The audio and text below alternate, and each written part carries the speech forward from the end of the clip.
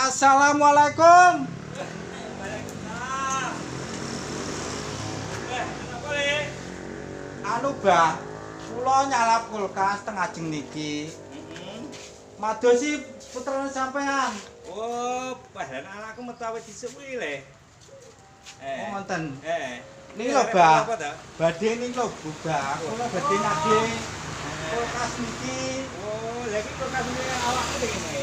Lah jalan kula iki 500 Bah. Oh, ngono. Lah biasane anakku nek nuku pira ta le ngene-ngene? Lan opo dhuwur iki putrane sampean. Pira biasane? Iki lah iso sama tambahi ra apa-apa. Maksudnya tambahi piye ta le? Wong aku gak paham ngene iki. Anakku biasane nukune pira ngene. Lah mulai ya apa? Wah, nek nek masalah urusan mulih wong anakku nek kadung metu iki lali omah iki le.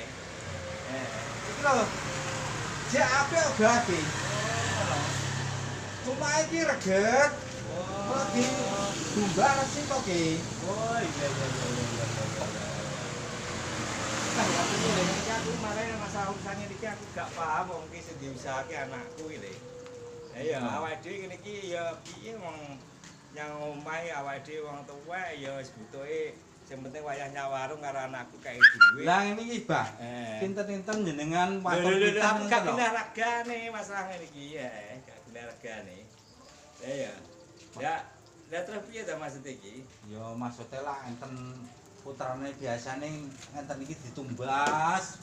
Pantun sak menten. Maksudnya sak menten iki pira ngono lho, Le? Lah nggih suwanen kula wau kan gangsal atus. Oh, ngono. Iya. Ya wis ngene lho ya. Wong iki ya padha ora ngertine anakku iki nukune pira aku ya ora. Kulkase dhuwur ya Bah iki. Oh iya nek masalah kene kulkas macam. Ya wis ngene nek terane mangi maksudnya iki kok aku kok nek untuk anakku nek anakku lagi seneni nek ora tak gawene 300 sik kok. Jadi tambahi to Bah. Aku ngesakne Sampai awakku paling 300. Kok masalahnya tak ngerti awakmu paling kok ya butuh tenanan dadi niki aku duit, lha ya Bah. makane kuwi. Tambahno 100 to Bah kok. Kowe nek 100 gak kuat Le. Ya wis 350 ngene ya. Ya engko ra apa-apa lah. Iya. Tak duwe sik ya. Barang aja apik Bah iki. Ya wis. Piye 350 nek anu kok ya ben aku disenani anakku. Gak apa-apa, Bah. Iya. Masalah aku butuh duit Bah. Iya. Aku dhewe yang ngesakne awakmu Le. Bah.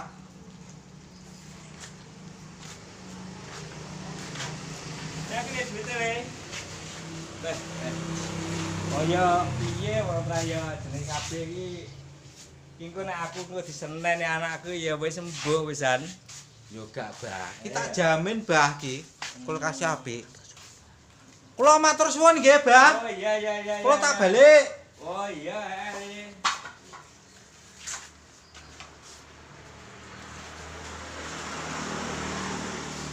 Pas sore redot omahe rong disaponi mulai metu bar ngluyur. Awakmu kok dia ta, Duk?